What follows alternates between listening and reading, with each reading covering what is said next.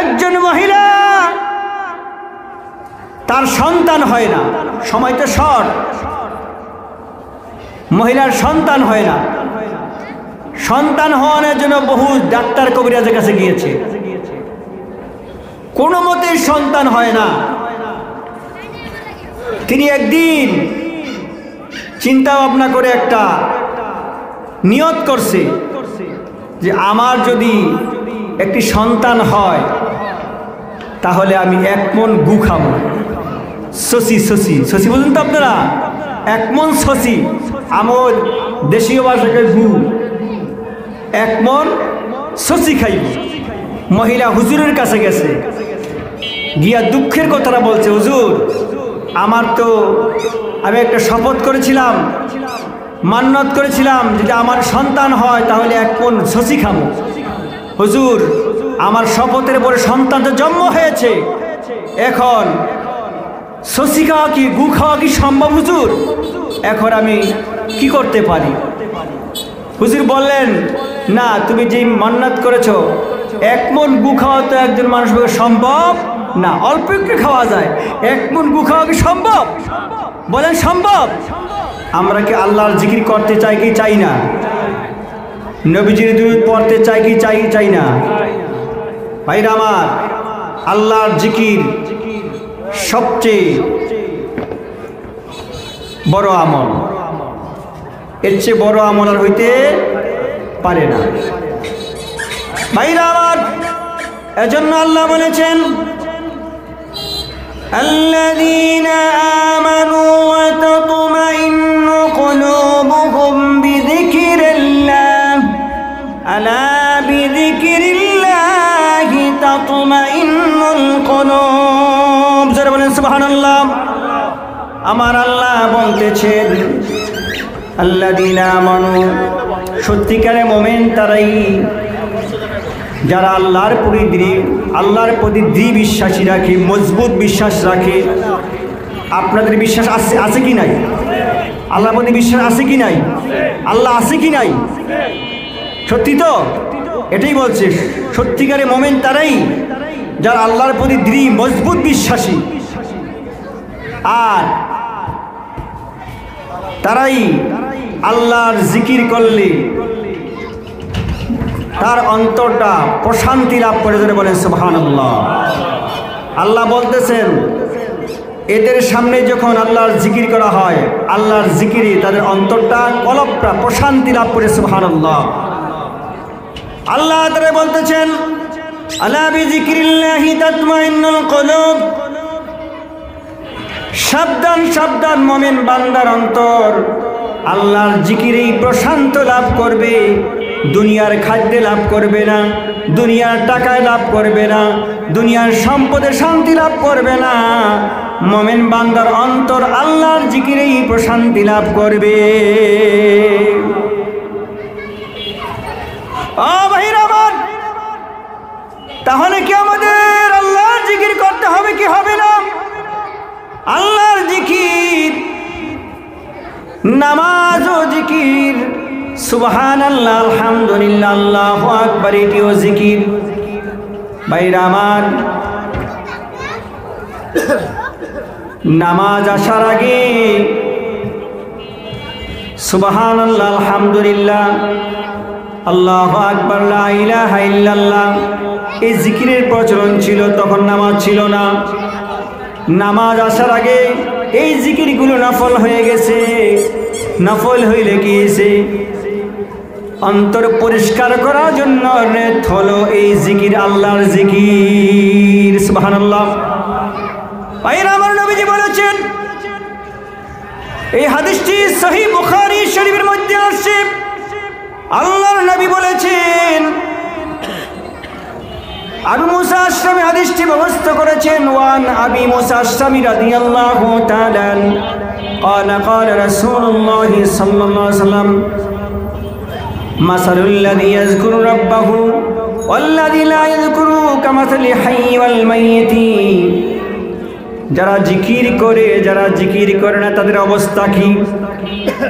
নবীজি বলেছেন, যারা জিকির করে তাদেরকে জীবিত মানুষের সঙ্গে তুলনা করেছেন। কারণ আল্লাহর জিকির দ্বারা তার অন্তরটা জিন্দা হইয়া যায়। যারা জিকির করে না, জিকির না করার কারণে তার অন্তরটা মরে যায়। ভাইরা আমার, অন্য হাদিসের মধ্যে আসে কোন সম্প্রদায়ের লোক যখন একত্র হইয়া কোরআনের মজলিস কায়েম করে, জিকিরের মজলিস কায়েম করে, এই মজলিসের মধ্যে আল্লাহ পাক রহমতের ফেরেশতা পাঠাইয়া দেয়। সুবহানাল্লাহ। এখানে যে ফেরেশতা আছে আপনাদের বিশ্বাস হয়? বিশ্বাস হয়? সহিহ মুসলিম শরীফের মধ্যে আসে ওয়ান আবি সাইদ খুদরি রাদিয়াল্লাহু তাআলা قال قال رسول الله صلى الله عليه وسلم لا يقعد قوم يذكرون الله إلا حفظهم الملائكة وغشيتهم الرحمة ونزلت عليهم السكينة وذكرهم الله في من عنده رواه مسلم। নবীজি বলেছেন, আবু সাইদ খুদরি হাদিসটি বর্ণনা করেছেন, নবীজি বলেছেন নূরের জবান দিয়ে যখন কোনো কওম বা সম্প্রদায়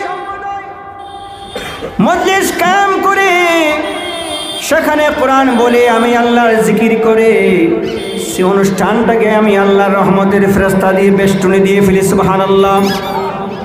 হাফাতহুমুল মালাইকা, ফেরেশতারা এই অনুষ্ঠানে একের উপর এক দাঁড়াইতে দাঁড়াইতে আসমান পর্যন্ত দাঁড়াইয়া যায়। ভাইরা আমার,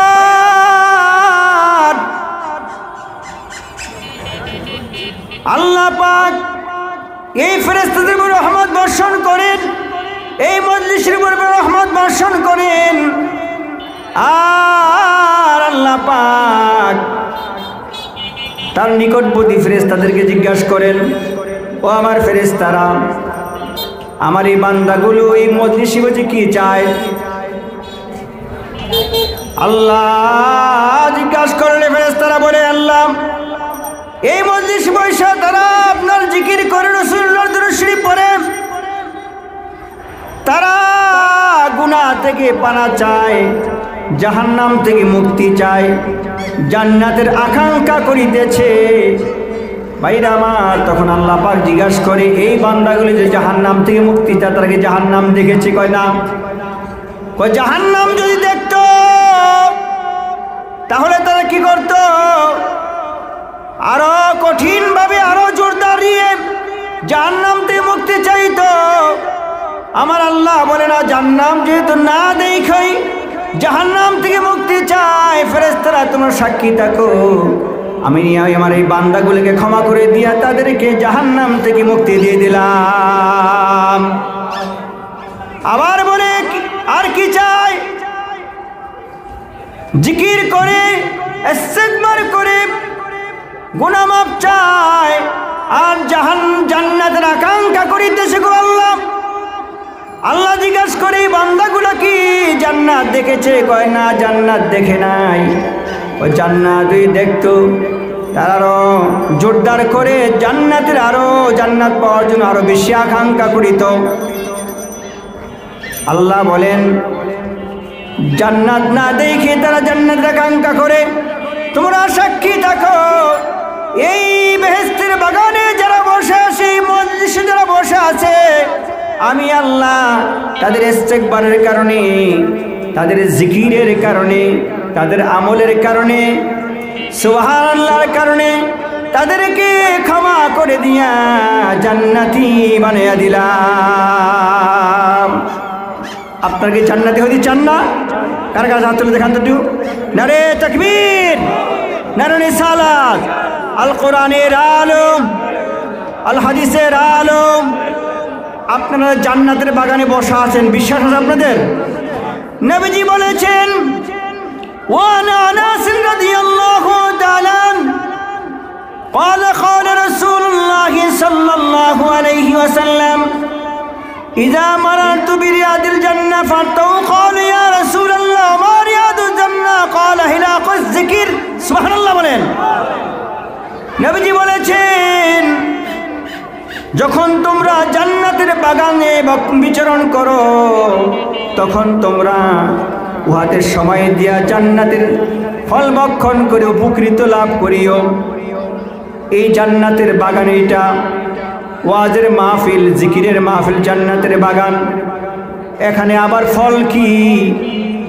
সুবহানাল্লাহি বলেন, সুবহানাল্লাহি বলেন, আলহামদুলিল্লাহি, আল্লাহু আকবার।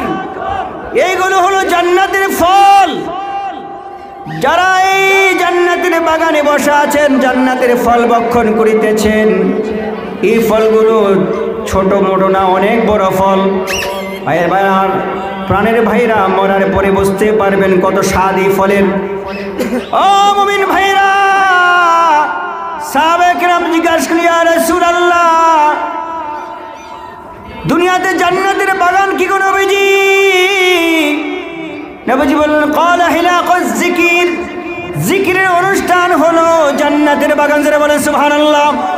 কোরআনের মজলিস, দুরুদের মজলিস, হাদিসের মজলিস হলো জান্নাতের বাগান। জোরে জোরে বলেন সুবহানাল্লাহ। ভাইরা আমার, আল্লাহর জিকির করার জন্য আসেন। জিকির, নামাজ ও জিকির, সুবহানাল্লাহ, আলহামদুলিল্লাহ, আল্লাহর জিকির, জিকরুল্লাহ। আবার আছে জিকির রাসূল, নবীজির জিকির, দুরূদ শরীফ। ও মুমিন ভাইরা, জিকিরের দ্বারা কলব পরিষ্কার হয়। নবীজি বলেছেন, সিকালাতুল কুলুবি যিকরিল্লাহ, আমা মিন শাইইন আনজা মিন আযাবি যিকরিল্লাহ। প্রত্যেক জিনিস পরিষ্কার করার জন্য যন্ত্র আছে, ঠিক কি না ভাই? লোহার মধ্যে মরিচা পড়ে না? মরিচা দূর করার জন্য, পরিষ্কার করার জন্য রেতের প্রয়োজন। রেত দিয়ে ঘষনা দিলে অথবা শিলের মধ্যে লেয়া আরেক দিনে বাড়ি দিলে মরিচা পরিষ্কার হয়ে যায়। এটা হলো লোহা পরিষ্কার করার রেত। আর আপনার অন্তর পরিষ্কার করার রেত আছে। ভাইরা আমার, শয়তানের ওয়াসওয়াসা দিতে দিতে কলব কালো ছেয়ে গিয়েছে।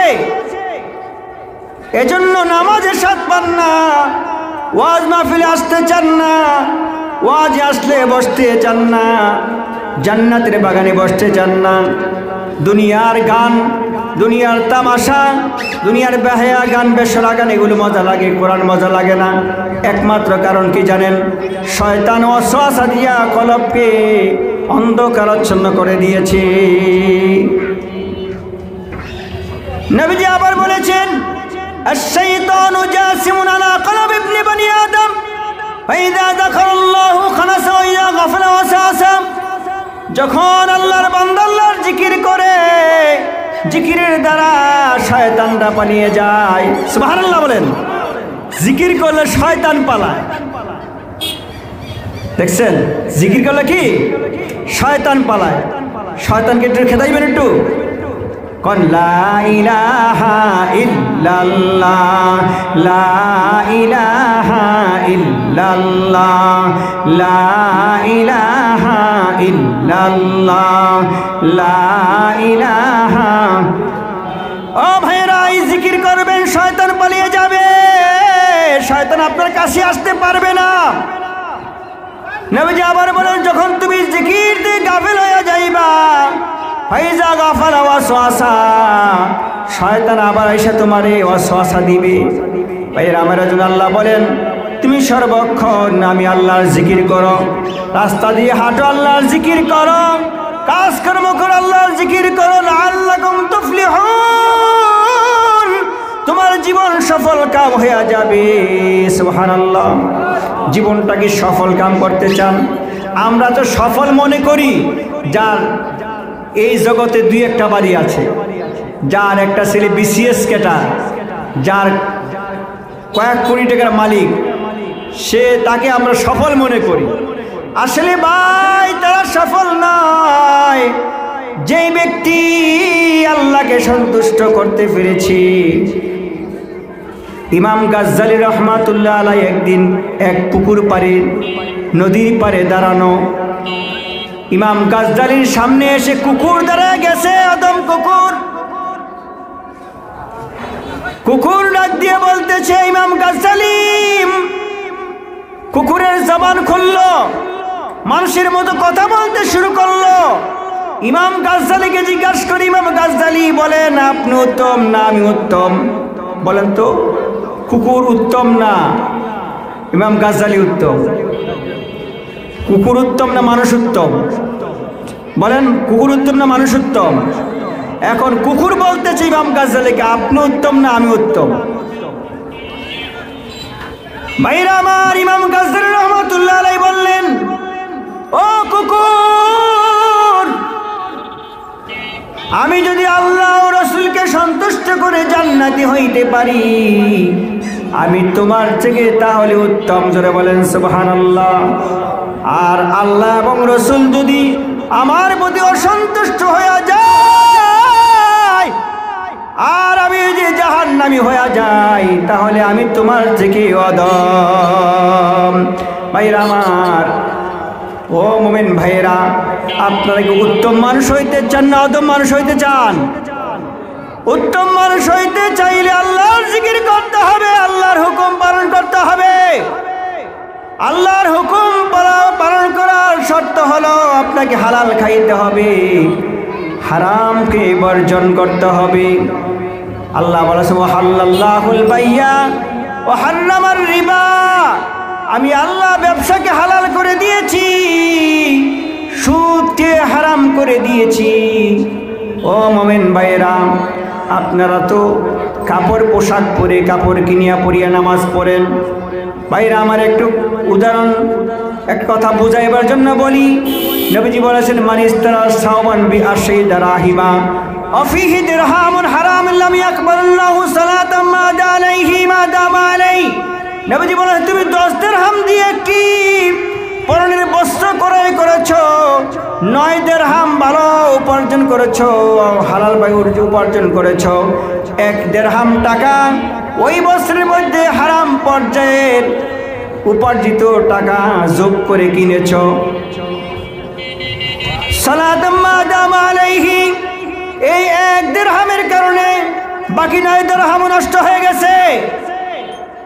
যতক্ষণ পর্যন্ত এই পরনের বস্ত্র পরে নামাজ পড়বে, অতক্ষণ পর্যন্ত তোমার নামাজ আল্লাহর দরবারে কবুল হইবে না। নাউজুবিল্লাহ। ও মুমিন ভাইরা, চিন্তা করে দেখেন, পোশাক যখন কিনেন, হালাল কামের টাকাটা কিনছেন না হারাম কামের টাকাটা কিনছেন? ভেবে দেখেছেন? ভাইরা আমার, খাদ্য যখন খাইতেছেন, সুদের টাকাটা কিনছেন না হালাল উপরের টাকাটা কিনছেন? ভেবে দেখছেন নি? ও মুমিন ভাইরা, আপনি সারা জীবন যদি হারাম খেয়ে নামাজ পড়েন, আপনার নামাজ কি কবুল হবে? ইবাদতের প্রথম শর্ত হলো হালাল খাইতে হবে, হালাল খাইতে হবে, হারামকে বর্জন করতে হবে। ও ভাইরা আমার, আমাদের এলাকার মধ্যে সবচেয়ে বড় রোগ সুদের রোগ। ব্যাংকের সুদ, দোকানের সুদ, বাসায় গেলে সুদ, পোলা লাগায় সুদ, মায়ে লাগায় সুদ, বাপে লাগায় সুদ, টাকা সুদ আর সুদ। ভাইরা আমার, সুদের টাকাও খায়, আবার মসজিদে এসে জামাতেও নামাজ পড়ে, ঠিক কিনা বলেন? তার নামাজ কি হবে? বুঝাইবার জন্য বলে, সুদ কত খারাপ জিনিস। একজন মহিলা তার সন্তান হয় না, সময় তো শর্ট, মহিলার সন্তান হয় না। সন্তান হওয়ার জন্য বহু ডাক্তার কবিরাজের কাছে গিয়েছে, কোনো মতে সন্তান হয় না। তিনি একদিন চিন্তা ভাবনা করে একটা নিয়ত করছে যে আমার যদি একটি সন্তান হয় তাহলে আমি 1 মণ গু খাবো। শশি বলুন তো আপনারা, 1 মণ শশি, আমার দেশীয় ভাষাকে গু, 1 মণ শশি খাইব নিয়ত করছে। আর ওই রাত্রেই স্বামী স্ত্রী একত্রে রয়েছে,